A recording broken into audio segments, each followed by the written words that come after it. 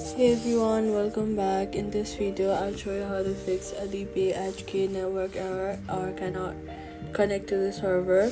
First, check your internet connection. Make sure you're connected to a stable Wi-Fi or mobile data. Then try switching between Wi-Fi and mobile data to see which one works better and if the issue is network related. Then turn airplane mode on and wait for about 10 to 15 seconds. Then turn it back off to refresh your connection. Then restart your phone to clear temporary network glitches. Now if you're using VPN, disable it as it may block access to AlipayHK servers.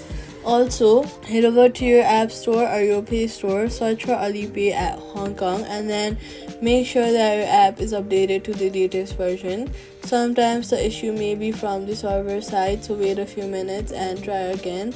That's how you fix the AlipayHK network error. If this video helped you, do not forget to like, subscribe, and turn on notifications so you never miss out on another helpful guide.